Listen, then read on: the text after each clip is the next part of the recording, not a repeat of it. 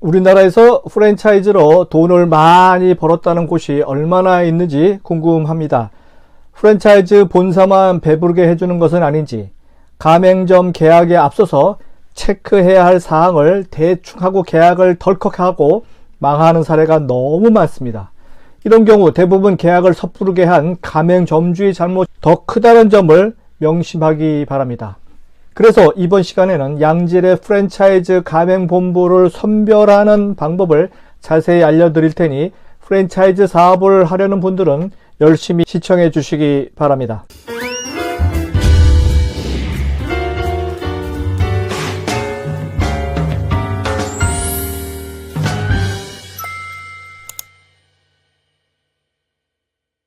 안녕하세요. 유통구단 김앤커머스 대표 김영호입니다. 오늘 김영호의 유통전략 62번째 이야기는 양질의 프랜차이즈 가맹본부 선별 방법 1편입니다. 우선 우리나라 프랜차이즈 가맹사업에 뛰어들어 실패한 대표적인 사례부터 정리하고 알려드리도록 하겠습니다. 이런 사기에 가까운 사례는 20년 전이나 지금이나 똑같습니다.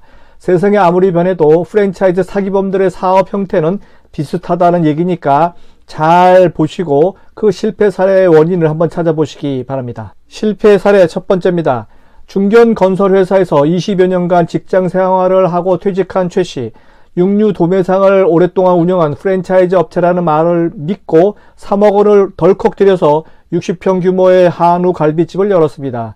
축협과 직거래해서 가격을 낮추고 물류 공장에서 고기를 손질해서 매장에 직접 제공하기 때문에 주방에 대한 부담이 없다는 프랜차이즈 본사의 설명이 마음에 쏙 들었습니다. 하지만 막상 창업을 하고 나니까 자신이 먹어봐도 한우라고 할 수 없을 정도로 저급한 고기가 배송됐죠. 고객들도 고기가 질기다고 계속 불만을 제기해서 최 씨는 본사에 항의를 하게 됩니다. 그러나 본사에서는 산지 공급 가격이 올라서 어쩔 수가 없다는 변명만 들어옵니다. 최 씨가 가맹 계약을 한 프랜차이즈 본사를 알고 보니까 정육점에 고기를 납품하는 대형 정육점 주인하고 인근 주방 설비 업체가 도업해서 급조한 프랜차이즈 회사였던 것이죠. 물류 공장은 처음부터 존재하지도 않았습니다. 최 씨는 창업 3개월 만에 가맹비도 다 돌려받지 못하고 계약을 해지해야만 했습니다. 실패 사례 두 번째입니다.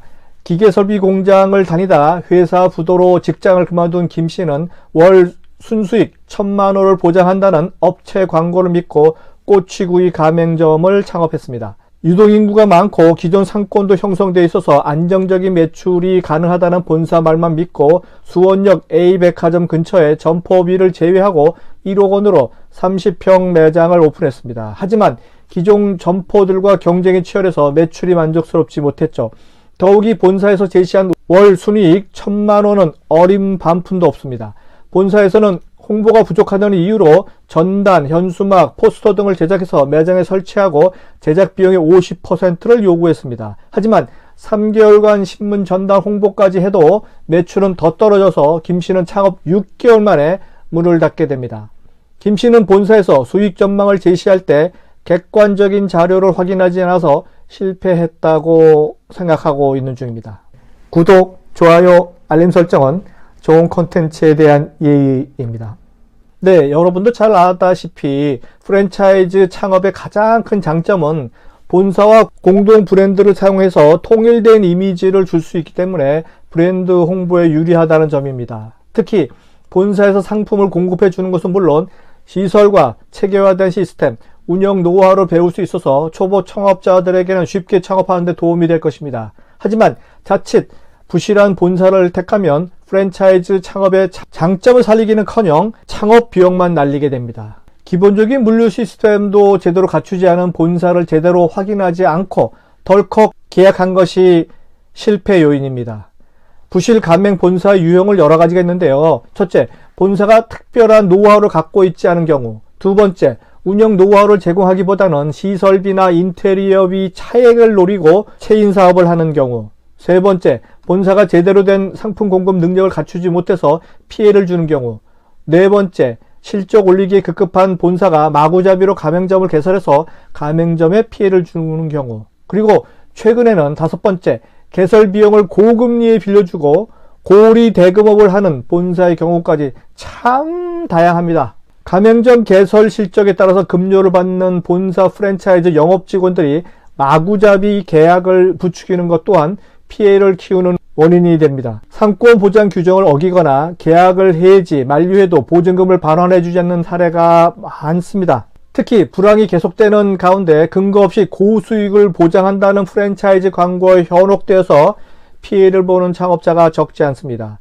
저렴한 창업 비용으로 고수익을 올릴 수 있다는 내용의 과장 광고가 너무나 많다는 사실을 대부분 알고는 있지만 막상 예비 창업자들에게는 이보다 더 달콤한 유혹이 없음을 알게 됩니다.